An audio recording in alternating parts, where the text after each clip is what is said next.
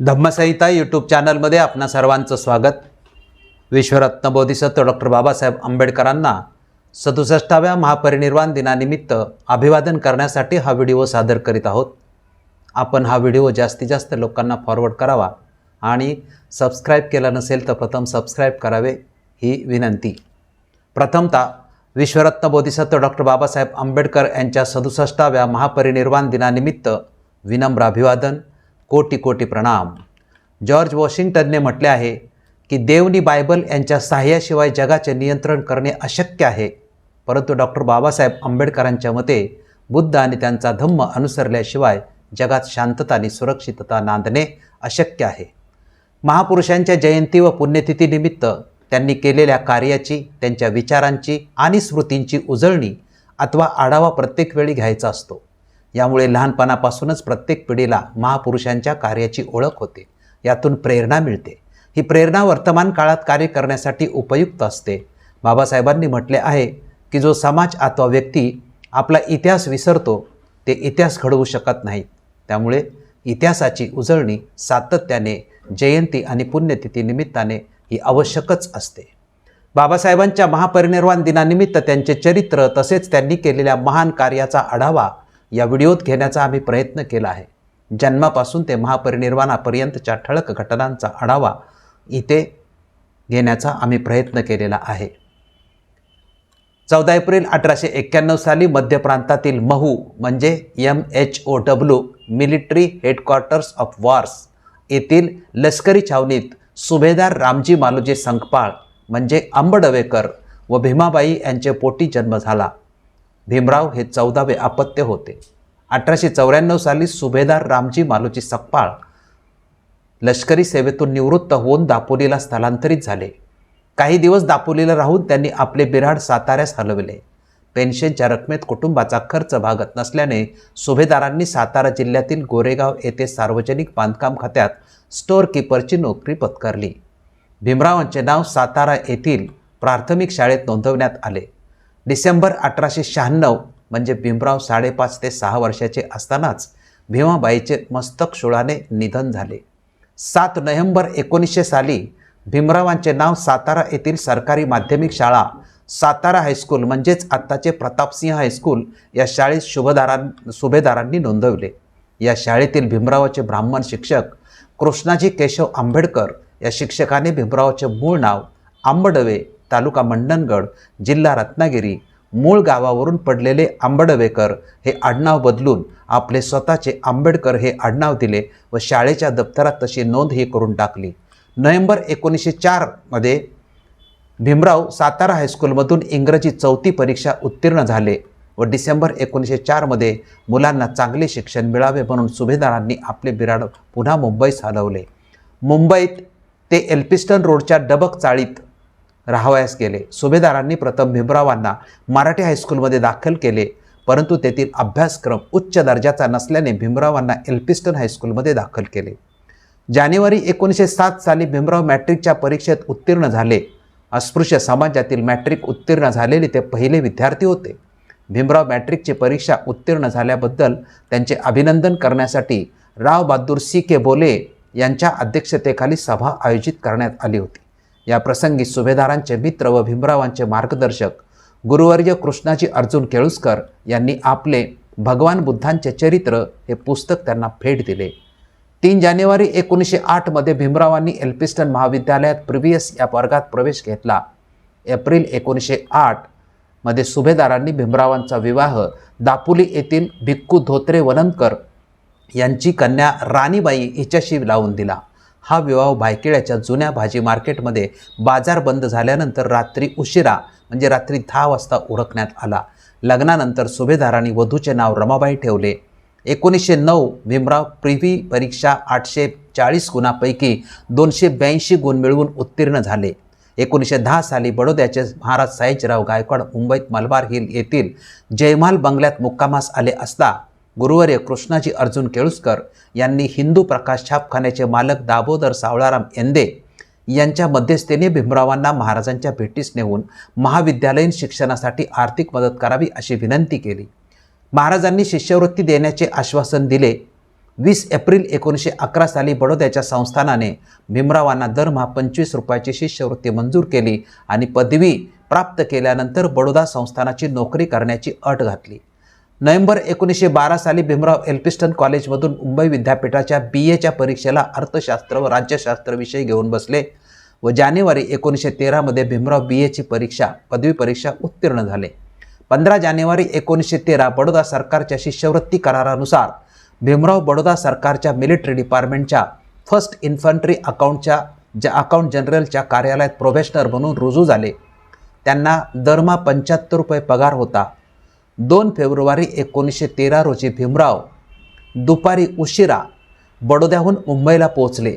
सुभेदारांनी, त्यावेळेस सुभेदार आजारीच होते, सुभेदारांनी भीमरावांना डोळे भरून पाहिले, पाठीवरून हात फिरवला आणि 2 फेब्रुवारी 1913 साली सुभेदारांनी आपला प्राण सोडला. 4 एप्रिल 1913 साली बडोदे संस्थानने भीमरावांना परदेशातील उच्च शिक्षणासाठी दरमहा 11.5 पौंडाची शिष्यवृत्ती 2 वर्षासाठी मंजूर केली. पुढे भीमरावांच्या विनंतीवरून ही शिष्यवृत्ती 1 वर्षाने वाढवून देण्यात आली. जानेवारी 1907 साली भीमराव मॅट्रिकच्या परीक्षेत उत्तीर्ण झाले. अस्पृश्य समाजातील मॅट्रिक उत्तीर्ण झालेले ते पहिले विद्यार्थी होते. भीमराव मॅट्रिकची परीक्षा उत्तीर्ण झाल्याबद्दल त्यांचे अभिनंदन करण्यासाठी राव बहादूर सी.के. बोले यांच्या अध्यक्षतेखाली सभा आयोजित करण्यात आली होती. या प्रसंगी सुभेदारांचे मित्र व भीमरावांचे मार्गदर्शक गुरुवर्य कृष्णाजी अर्जुन केळुस्कर यांनी आपले भगवान बुद्धांचे चरित्र हे पुस्तक भेट दिले. हा प्रसंग भीमरावांच्या जीवनातील टर्निंग पॉईंट होता, कारण इथून पुढे विचारधारेच्या दृष्टीने संपूर्ण आयुष्याला वेगळे वळण लागले होते. इथून पुढे बाबासाहेबांनी बौद्ध धर्मावरील ग्रंथांचे सातत्याने खूप वाचन केले आहे. अमेरिकेला जाताना प्रवासात बौद्ध धर्माचे ग्रंथ बरोबर घेऊन गेले होते. अमेरिकेत बाबासाहेबांनी आपल्या अकॅडमिक अभ्यासाशिवाय बौद्ध धर्माचेही खूप वाचन केल्याचे संदर्भ आहेत. 1913 ते 1916 आणि 1920 ते 1923 या कालखंडात अमेरिका आणि इंग्लंडमध्ये जाऊन बाबासाहेब आपले शिक्षण पूर्ण करतात. MA, PhD, MSc, DSc, LLD, DLiT, bar at law एवढ्या जगातील उच्च मानांकित पदव्या संपादन करून बाबासाहेब भारतात येतात आणि 20 जुलै 1924 साली बहिष्कृत हितकारिणी सभा ही संस्था स्थापन करून आपल्या लढ्याला प्रारंभ करताना शपथ घेतात की ज्या समाजात मी जन्मलो त्या समाजाचा उद्धार करण्यासाठी अपयशी ठरलो तर स्वतःला गोळी घालून आत्महत्या करीन. आणि त्यानंतर 1924 पासून ते 1956 या कालखंडात डॉक्टर बाबासाहेब आंबेडकरांनी जे कार्य केले आहे त्याचे साधारणपणे 1924 ते 35 हा 12 वर्षाचा कालखंड, 1936 ते 42 हा 6 वर्षाचा कालखंड, 1942 ते 50 हा 8 वर्षाचा कालखंड आणि 1950 ते 56 हा 6 वर्षाचा कालखंड. पहिल्या 12 वर्षाच्या कालखंडात बाबासाहेबांनी 1927 चौदार तळे आणि 1930 साली काळाराम मंदिर म्हणजेच पाण्याचा आणि मंदिर प्रवेशाचा सत्याग्रह केला. 1930, 31 आणि 32 3 गोलमेज परिषदामध्ये बाबासाहेबांनी अस्पृश्यांचे प्रतिनिधित्व केले आणि जगाच्या वेशीवर अस्पृश्यांचे प्रश्न यशस्वीपणे मांडले. ब्रिटिश सरकारला अस्पृश्यांचे प्रश्न समजावून सांगण्यात बाबासाहेब यशस्वी होतात. ब्रिटिश सरकार जातीय निवाड्याच्या माध्यमातून अस्पृश्यांना अल्पसंख्याकाचा दर्जा देऊन इतर अल्पसंख्याकाप्रमाणे अस्पृश्यांना 2 मतांचा अधिकार व स्वतंत्र मतदारसंघ मान्य करतात. ही मागणी मान्य होणं म्हणजेच बाबासाहेब आंबेडकरांच्या लढ्याला मोठं यश प्राप्त होणे. परंतु महात्मा गांधी यांनी सर्व अल्पसंख्याकाबरोबर अस्पृश्यांना अल्पसंख्याकाचा दर्जा देण्याचे अमान्य केले आणि इतर अल्पसंख्याकाप्रमाणे अस्पृश्यांना स्वतंत्र मतदारसंघ अमान्य केले आणि अस्पृश्य हा हिंदूचा पोटभाग आहे, त्याला हिंदूपासून स्वतंत्र होऊ न देण्याची भूमिका घेतली. गांधींनी ब्रिटिशाकडे आपली भूमिका मांडली, परंतु ब्रिटिशांनी ती अमान्य केली आणि जातीय निवाड्यात जे दिले आहे त्यात बदल करणे शक्य होणार नाही अशी भूमिका ब्रिटिशांनी घेतली. परंतु जर अस्पृश्यांच्या प्रतिनिधीने समझोता केला तर बदल होऊ शकेल असे एक वाक्य प्रधानमंत्र्यांनी गांधींना पाठवलेल्या पत्रात लिहिले होते. ब्रिटिश सरकार गांधीजींचे ऐकत नाही म्हणून त्यांनी उपोषणाचा मार्ग स्वीकारला. देशात अस्पृश्य समाज आणि बाबासाहेब यांच्यावर दबावात्मक वातावरण निर्माण झाले. अस्पृश्यांचे प्रतिनिधी डॉक्टर आंबेडकरांना नाईलाजास्तव गांधीजींचे प्राण वाचवण्यासाठी पुणे कराराद्वारे समझोता करण्यास भाग पाडले. या कराराद्वारे अस्पृश्यांचे अल्पसंख्याक म्हणून अस्तित्व नाकारून त्यांना हिंदूचाच पोटभाग समजून आरक्षण हा उपाय स्वीकारण्यात आला. त्यानंतर 1935च्या संविधानात अस्पृश्यांना हिंदूंचा पोटभाग म्हणूनच नोंदवण्यात आले. यानंतर बाबासाहेबांचा संघर्षाच्या दुसऱ्या टप्प्याला सुरुवात होते. 13 ऑक्टोबर 1935 साली नाशिक जिल्ह्यातील येवले येथील परिषदेत बाबासाहेब धर्मांतराची घोषणा करतात. 13 ऑक्टोबर 1935 रोजी येवले जिल्हा नाशिक येथे आंबेडकरांच्या अध्यक्षतेखाली भरलेल्या अखिल मुंबई इलाका परिषदेत धर्मांतर परिषद म्हणून प्रसिद्ध डॉक्टर आंबेडकरांनी घोषणा केली की माझ्या दुर्दैवाने अस्पृश्य हिंदू म्हणून मी जन्माला आलो. ही उणीव दूर करण्याचे सामर्थ्य माझ्यात नाही, परंतु अस्पृश्य म्हणून मला भोगाव्या लागणाऱ्या अपमानास्पद नियमापुढे मान वाकवण्याचे, नाकारण्याचे, हिंदू धर्माचा त्याग करण्याचे माझ्या स्वाधीनच आहे. मी असे जाहीर निक्षून सांगतो की मी जरी हिंदू म्हणून जन्माला आलो तरी हिंदू म्हणून मरणार नाही. बाबासाहेबांनी या घोषणेचे स्पष्टीकरण 2 भागात केले आहे. जे अस्पृश्य धर्मांतर करणार नाहीत त्यांच्यासाठी 15 मे 1936 लाहोरच्या जातपात तोडक मंडळासमोरील करावयाचे भाषण पुस्तक रूपाने प्रकाशित केले आणि जे धर्मांतर करू इच्छितात त्यांच्यासाठी 31 ते 2 जून 1936 महारांची नायगाव येथे मुंबई इलाका महार परिषद संपन्न झाली. या परिषदेत डॉक्टर आंबेडकरांनी मुक्ती कोणपते हे प्रसिद्ध भाषण केले. जाती निर्मूलन आणि मुक्ती कोणपते ही 2 भाषणे ही जाती अंत आणि धर्मांतराच्या दृष्टीने महत्त्वपूर्ण आहेत. त्यानंतर 1935 ते 1942 या काळात बाबासाहेब धर्मांतराची मोहीम राबवतात. संपूर्ण मुंबई इलाक्यात त्यांनी मोठमोठ्या परिषदा आयोजित करून धर्मांतराचा विषय समजावून सांगितलेला आहे. याच काळात बाबासाहेबांच्याकडे सर्व धर्माचे लोक येतात आणि बाबासाहेबांना त्यांचा धर्म स्वीकारण्याची विनंती करतात.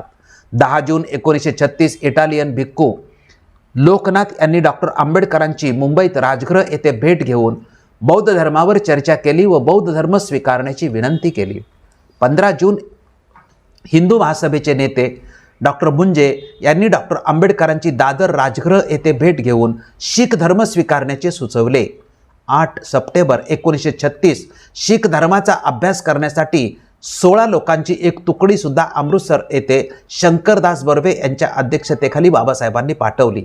याच काळात म्हणजे हे कार्य चालू असताना याच काळात भारतात निवडणुका घेण्याचे वातावरण ब्रिटिशांनी 1935चा जो कायदा केला होता त्या कायद्याने सुरू झाले आणि देशात निवडणुकीसाठी राजकीय पक्ष निर्माण करायला सुरुवात झाली होती. बाबासाहेबांनीही 15 ऑगस्ट 1936 रोजी स्वतंत्र मजूर पक्षाची स्थापना केली. 17 फेब्रुवारी 1937 भारत सरकार कायदा 1935 नुसार सार्वत्रिक निवडणुका झाल्या. डॉक्टर आंबेडकरांच्या स्वतंत्र मजूर पक्षाने 18 उमेदवार उभे केले, त्यातील 14 उमेदवार निवडून आले. इथून पुढे राजकीय प्रवास बाबासाहेब आंबेडकरांचा आणि या देशाचा सुद्धा सुरू होतो. 18 सप्टेंबर 1936 ला डॉक्टर आंबेडकरांनी खोती बिल मुंबई विधिमंडळात मांडले. तसेच महार वतन सुधारणा विधेयक सुद्धा विधिमंडळात मांडले आणि विधिमंडळात बाबासाहेबांनी इतर अनेक महत्त्वाच्या प्रश्नावरती प्रभावीपणे भाषणे केलेली आहेत. आता 1942 सालापासून बाबासाहेबांच्या कार्याचा महत्त्वपूर्ण टप्पा चालू होतो, त्याची माहिती आपण घेऊया. 1942 पर्यंतचा सर्व संघर्ष बाबासाहेब मुंबईत राहून करीत होते. 1942 ते 1956 या काळातील सर्व कार्य बाबासाहेबांनी दिल्लीत राहून केलेले आहे. त्याची सुरुवात 2 जुलै 1942 रोजी व्हाईसराय लिनलिथगो यांनी आपल्या कार्यकारी मंडळांच्या सदस्यांची नावे जाहीर केली. त्यात डॉक्टर आंबेडकरांचा समावेश होता. त्यांना मजूर खात्याचा कार्यभार सोपवण्यात आला होता. डॉक्टर बाबासाहेब आंबेडकरांच्या रूपाने देशाच्या इतिहासात प्रथमतःच एका अस्पृश्य व्यक्तीचा सरकारच्या केंद्रीय मंत्रिमंडळात समावेश करण्यात आला होता. 27 जुलै 1942 रोजी डॉक्टर बाबासाहेब आंबेडकरांनी दिल्लीत प्रत्यक्षात मजूर खात्याचा कारभार स्वीकारला. मजूर मंत्री असताना केलेले कार्य खूप महत्त्वाचे आहे. कामगार, व्यवस्थापन व सरकार यांची त्रिपक्षीय संयुक्त समिती तसेच ट्रायपार्टी स्थापण्याचा तसेच सेवायोजन केंद्र स्थापन करण्याचे महत्त्वपूर्ण निर्णय मजूर मंत्री असताना बाबासाहेबांनी घेतले. 8 सप्टेंबर 1943 रोजी भारत सरकारचे मजूर मंत्री म्हणून संसदेत इंडियन ट्रेड युनियन ॲक्ट या कायद्यात दुरुस्ती सुचवणारे विधेयक मांडले. या विधेयकानुसार मजूर संघटनांना मान्यता देण्याची सक्ती करण्यात आली. मजूर मंत्री म्हणून ऐतिहासिक काम केल्यानंतर पुढचा टप्पा याच्याही पेक्षा महत्त्वाचा सुरू होतो, तो म्हणजे संविधान सभेचा. बाबासाहेबांना संविधान सभेत जाण्यापासून रोखण्याचा खूप प्रयत्न झाला, परंतु पश्चिम बंगालमधील नमोशूद्र समाज व त्यांचे नेते बॅरिस्टर जोगेंद्रनाथ मंडल यांच्या मदतीने बंगाल विधानसभेतून बाबासाहेब निवडून संविधान सभेवर गेले. 18 जुलै 1946 घटना समितीसाठी बंगालमधील निकाल जाहीर झाला होता. डॉक्टर बाबासाहेब आंबेडकर निवडून आले होते. 9 डिसेंबर 1946 भारतीय घटना समितीची पहिली बैठक संपन्न होते. 25 डिसेंबर 1946 घटना समितीत डॉक्टर बाबासाहेब आंबेडकरांनी पहिले प्रभावी भाषण केले.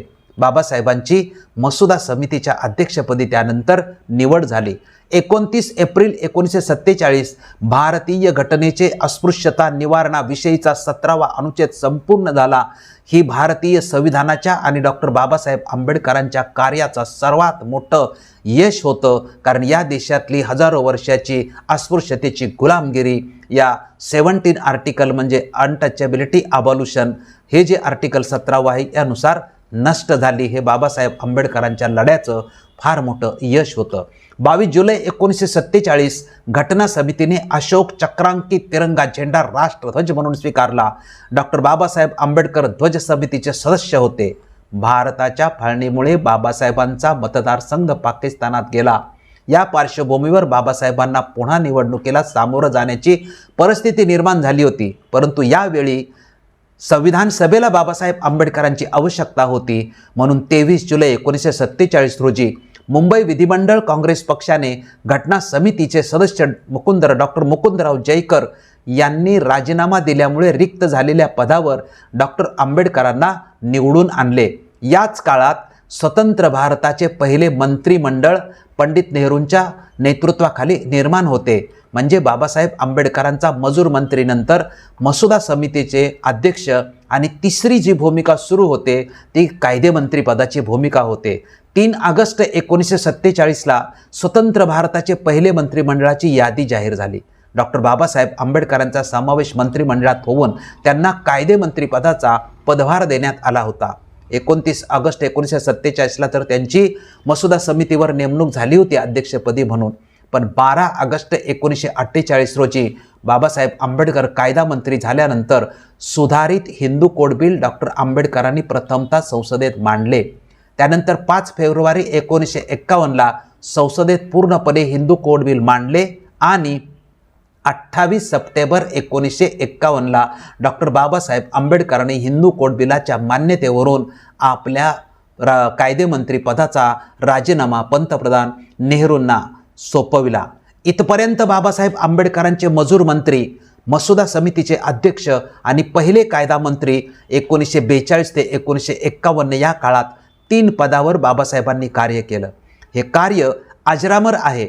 मजूर मंत्री म्हणून केलेले कार्य देशातील प्रत्येक नागरिकासाठी महत्त्वपूर्ण आहे. विशेषतः स्त्रियांसाठी प्रसूतीची रजा, पाळणाघर, कामाच्या ठिकाणी स्त्री पुरुष समानता हे महत्त्वाचं कार्य आहे.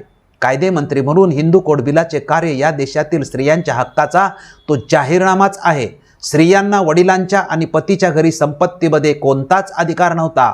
डॉक्टर बाबासाहेब आंबेडकरांनी हिंदू कोड बिलाद्वारे वडील आणि पती दोन्ही ठिकाणी स्त्रियांना बरोबरीचा हक्क मिळवून दिला आहे. त्यानंतर संविधान सभेचे अध्यक्ष म्हणून तर संविधानाच्या रूपाने मानवी कल्याणाचा जाहीरनामाच या देशाला बनवून डॉक्टर बाबासाहेब आंबेडकरांनी दिलेला आहे.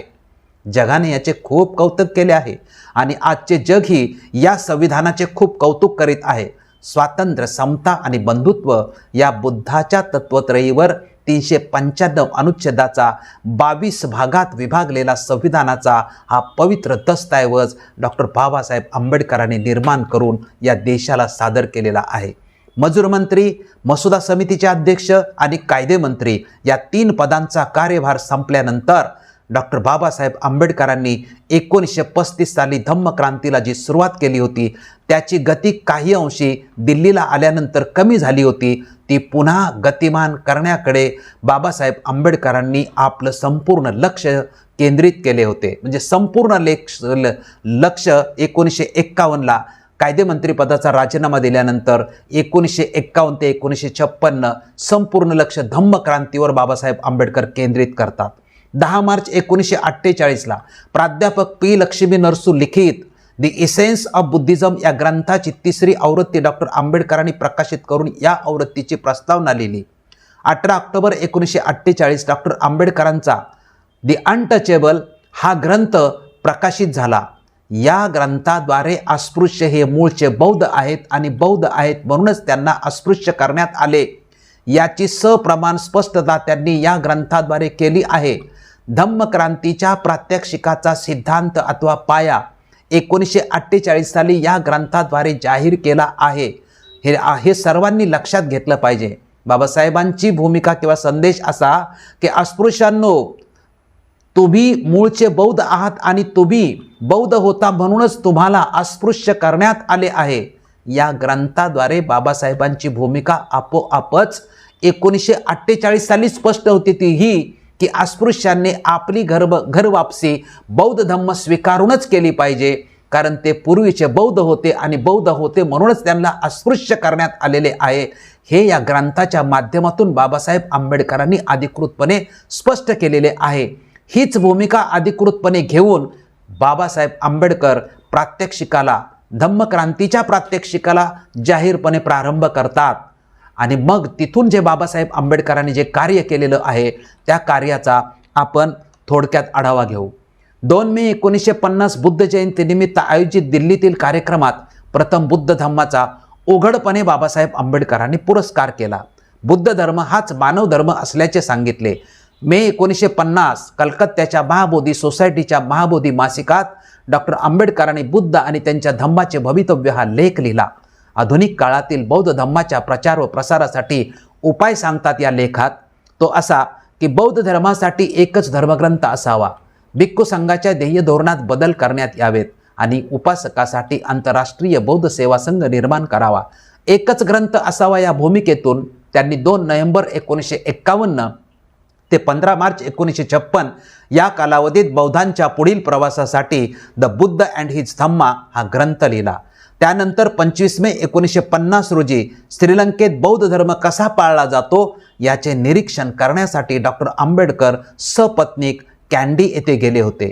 5 जून 1950 रोजी श्रीलंकेतील कोलंबो येथे यंग मेन्स बुद्धिस्ट असोसिएशनच्या कार्यकर्त्यांसमोर त्यांनी भारतातील बौद्ध धर्माचा उदय आणि अस्त यावर भाषण केलं.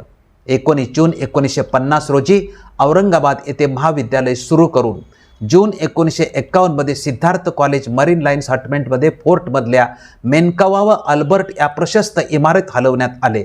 त्या इमारतीचे डॉक्टर आंबेडकरांनी अनुक्रमे बुद्ध भवन व आनंद भवन असे नामकरण केले. जुलै 1951 मध्ये डॉक्टर आंबेडकरांनी भारतीय बौद्ध जनसंघ या संस्थेची स्थापना केली. 17 सप्टेंबर 1951 डॉक्टर आंबेडकरांनी बुद्ध उपासना पाठ ही बुद्ध वंदनेची पुस्तिका प्रकाशित केली. 22 डिसेंबर 1951 डॉक्टर आंबेडकरांचे वरळी येथील बुद्ध विहारात बुद्ध धम्मावर भाषण झाले. 4 मे 1955 साली दी बुद्धिस्ट सोसायटी ऑफ इंडिया अर्थात भारतीय बौद्ध महासभा या संस्थेची त्यांनी मुंबईत स्थापना केली. 12 डिसेंबर 1955 रोजी औरंगाबाद येथील महाविद्यालयाचे मिलिंद महाविद्यालय असे नामकरण केले आणि 4 फेब्रुवारी 1956 रोजी जनता पत्राचे प्रबुद्ध भारत असं नामकरण केले. 24 फेब्रुवारी 1956 रोजी बुद्ध पूजापाठ हे पाली गाथा व त्याचे भाषांतर असलेले वंदनेचे पुस्तक डॉक्टर आंबेडकरांनी प्रकाशित केले व त्याला स्वतः प्रस्तावना लिहिली. 17 मार्च 1956 रोजी आग्रा येथे आयोजित जाहीर सभेत बौद्ध धम्माचे महत्त्व विशद केले. 12 मे 1956 रोजी BBC लंडनने मला बौद्ध धर्म का आवडतो हे डॉक्टर आंबेडकरांचे भाषण प्रसारित केले. 24 मे 1956 मुंबईत नरे पार्क येथे मुख्यमंत्री बाळासाहेब खेर यांच्या अध्यक्षतेखाली आयोजित बुद्ध जयंतीच्या सभेत प्रमुख पाहुणे म्हणून भाषण करताना सावरकरांवर टीका करून बौद्ध धर्मावर चर्चा करण्याचे आव्हान दिले. डॉक्टर आंबेडकरांची मुंबईतील ही शेवटची सभा झाली. 23 सप्टेंबर 1956 रोजी डॉक्टर आंबेडकरांनी विजयादशमीला नागपूरला सकाळी 9 ते 11च्या दरम्यान बौद्ध धर्म स्वीकारणार असल्याचे प्रसारमाध्यमातून जाहीर केले. 30 सप्टेंबर 1956 रोजी शेड्यूल कास्ट फेडरेशनच्या कार्यकारिणीची बैठक डॉक्टर आंबेडकरांच्या दिल्ली निवासस्थानी संपन्न झाली. तीत एकपक्षीय हुकुमशाहीपासून लोकशाहीचे रक्षण करण्याकरता बलवान विरोधी पक्ष स्थापन करण्याचे व त्या पक्षाला रिपब्लिकन पार्टी ऑफ इंडिया हे नाव देण्याचे निश्चित करण्यात आले. तसेच शेड्यूल्ड कास्ट फेडरेशनचे विसर्जन करण्याचा ठराव संमत करण्यात आला. 14 ऑक्टोबर 1956 रोजी नागपूर येथे डॉक्टर आंबेडकरांनी सपत्नीक बौद्ध धम्माची दीक्षा महास्तवीर चंद्रमणी यांच्या हस्ते घेऊन आपल्या लाखो अनुयायांना बौद्ध धम्माची दीक्षा स्वहस्ते दिली, तसेच स्वतः तयार केलेल्या 22 प्रतिज्ञा वदवून घेतल्या. 15 ऑक्टोबर 1956 रोजी सकाळी 10 ते 12 वाजेपर्यंत डॉक्टर आंबेडकरांचे दीक्षाभूमीवर बौद्ध धम्म स्वीकारासंबंधीची भूमिका विशद करणारे भाषण झाले. सायंकाळी नागपूर पालिकेतर्फे त्यांचा जाहीर सत्कार करण्यात येऊन महापौर समर्थ यांचे हस्ते मानपत्र अर्पण करण्यात आले. 16 ऑक्टोबर चंद्रपूर येथे डॉक्टर आंबेडकरांचे अनुयायी बॅरिस्टर खोब्रागडे राजाभाऊ यांनी धम्मदीक्षेचा कार्यक्रम आयोजित केला. त्यासाठी बाबासाहेब उपस्थित राहिले होते. 23 ऑक्टोबर 1956 बौद्ध धर्माचा ऱ्हास का झाला यावर दिल्लीत भाषण केले. 12 नोव्हेंबर 1956 नेपाळमधील काठमांडू येथे भरणाऱ्या जागतिक परिषदेस बाबा भाग घेण्यासाठी गेले. 20 नोव्हेंबर 1956 रोजी बुद्ध आणि कार्ल मार्क्स हे जागतिक परिषदेत भाषण केले. 21 नोव्हेंबर 1956ला लुंबिनीला भेट दिली. 22 नोव्हेंबरला बुद्धगयेला भेट दिली. 23 नोव्हेंबरला बोधिवृक्षाचे निरीक्षण केले. 24 तारखेला सारनाथला गेले. 25 तारखेला बनारस हिंदू विद्यापीठात बाबासाहेबांनी भाषण केले. हे त्यांचं शेवटचं भाषण. 30 नोव्हेंबरला कुशीनगर येथे बाबासाहेबांनी भंते चंद्रमणी यांची भेट घेतली. 2 डिसेंबर 1956 रोजी बुद्धगया येथे होणाऱ्या 2500व्या बुद्ध महापरिनिर्वाण समारंभात भाग घेण्यासाठी आलेल्या दलाई लामांच्या सन्मानार्थ मेहरोली दिल्ली येथील समारंभात डॉक्टर आंबेडकर उपस्थित राहिले. दलाई लामा यांनी डॉक्टर आंबेडकरांचा बोधिसत्व असा त्यावेळी गौरव केला. 5 डिसेंबर 1956 रोजी जैन प्रतिनिधींबरोबर बौद्ध धर्म आणि जैन धर्म यावर बाबासाहेब आंबेडकरांनी चर्चा केली आणि 6 डिसेंबर 1956 रोजी डॉक्टर आंबेडकरांचे 26 अलीपूर रोड दिल्ली या निवासस्थानी रात्री झोपेतच परिनिर्वाण झाले. 7 डिसेंबरला त्यांचा देह खास विमानाने मुंबईत आणून राजगृह या मुंबईतील निवासस्थानी दर्शनार्थ ठेवला. सायंकाळी दादर चौपाटी म्हणजेच आताची चैत्यभूमी येथे त्यांच्यावर बौद्ध धम्म पद्धतीने अंत्यसंस्कार करण्यात आले. तत्पूर्वी शासनातर्फे त्यांच्या सन्मानार्थ पोलीस मानवंदना देण्यात आली. 14 एप्रिल 1990 रोजी भारतरत्न हा सर्वोच्च नागरी पुरस्कार मरणोत्तर त्यांना देण्यात आला.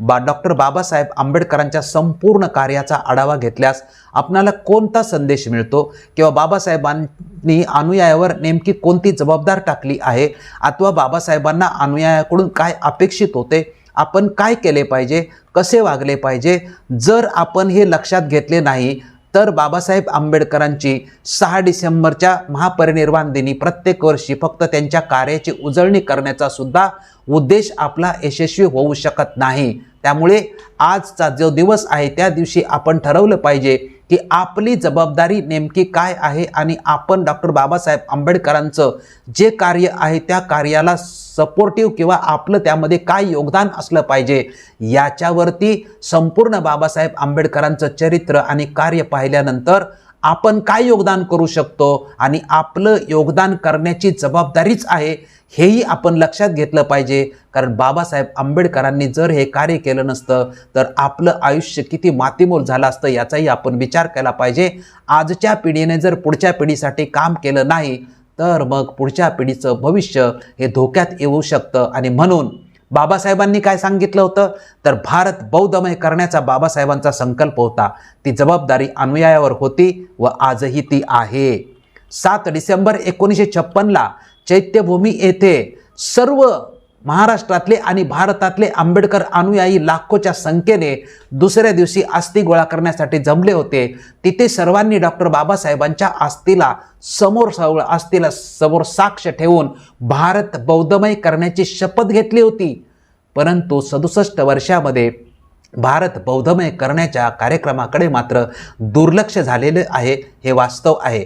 बाबासाहेबांनी म्हटलेले आहे की बौद्ध धम्माच्या दीक्षेनंतर अनुयायाचा सामाजिक, धार्मिक, सांस्कृतिक, राजकीय सर्व प्रवासाचे तत्त्वज्ञान हे बुद्ध तत्त्वज्ञान असेल. त्यामुळे कोणत्याही क्षेत्रात कार्य केले तरी आंबेडकरी विचारधारा म्हणजे बौद्ध तत्त्वज्ञान हे आपण सर्वांनी लक्षात घेतले पाहिजे. बुद्ध तत्त्वज्ञान हे क्रांतिकारी समाज परिवर्तनाच्या आंबेडकरी चळवळीचं पॉवर हाऊस आहे. हा बाबासाहेब आंबेडकरांचा संदेश आहे. बाबासाहेबांच्या जीवनाचे तात्विक अधिष्ठान स्वातंत्र्य, समता आणि बंधुत्व आहे. संपूर्ण चळवळीचे अधिष्ठान बुद्धत्व आहे. हे एवढे स्पष्ट असतानाही आंबेडकरोत्तर चळवळीचे अधिष्ठान बुद्धत्व होऊ शकलेले नाही, हे दुर्दैव आहे. या देशात बौद्धांचं अस्तित्व धर्माने बौद्ध व कायद्याने हिंदू असेच आहे. कारण या देशातल्या प्रत्येक धर्मासाठी पर्सनल लॉ आहे. या देशातल्या प्रत्येक धर्माच्या प्रार्थनासाठी स्वतंत्र कायदा आहे. परंतु बौद्धांना मात्र 67 वर्ष झाले तर हिंदूचे सर्व कायदे लागू आहेत. त्यामुळे हे आमचं अस्तित्व धर्माने बौद्ध व कायद्याने हिंदू असेच आहे. धर्माने व कायद्याने बौद्ध होण्यासाठी ज्याप्रमाणे इतर धर्मांचे स्वतंत्र कायदे आहेत, इतर धर्मांच्या प्रार्थनास्थळांचे स्वतंत्र कायदे आहेत, तसेच बौद्धांचेही असले पाहिजेत. देशात धर्मांतरितांची बौद्ध म्हणून ओळख न होता ती आजही अनुसूचित जात म्हणूनच झाली आहे, हे वास्तव आहे. बौद्धांना या देशात कायदेशीर स्वतंत्र अस्तित्व मिळावे म्हणून 1960 पासून आंबेडकरी चळवळीचा संघर्ष सुरू आहे. हा संघर्ष पुढे घेऊन जाण्यासाठी गेली 38 वर्षापासून आम्ही सुद्धा कार्यरत आहोत. बाबासाहेब आंबेडकरांच्या महापरिनिर्वाण दिनानिमित्त बौद्धांचे कायदेशीर बौद्ध म्हणून अस्तित्व या देशात निर्माण करण्यासाठी, बौद्ध कायद्याच्या मागणीचा लढा तीव्र करण्यासाठी योगदान देण्याचा संकल्प करावा, ही विनंती आम्ही आपणाला करीत आहोत. बाबासाहेब आंबेडकरांच्या पश्चात जगाने आधुनिक ज्ञानाचं प्रतीक, सिम्बॉल ऑफ नॉलेज म्हणून त्यांचा गौरव केला आहे. आणि विशेष म्हणजे बुद्धाच्या नंतर संपूर्ण जगामध्ये मान्यता प्राप्त महान व्यक्तिमत्व म्हणून बुद्धाचेच अनुयायी असणारे डॉक्टर बाबासाहेब आंबेडकर हेच आहेत. या महामानवाला 67व्या महापरिनिर्वाण दिनानिमित्त आमचे त्रिवार वंदन, विनम्र अभिवादन, कोटी कोटी प्रणाम. धन्यवाद. जय भीम.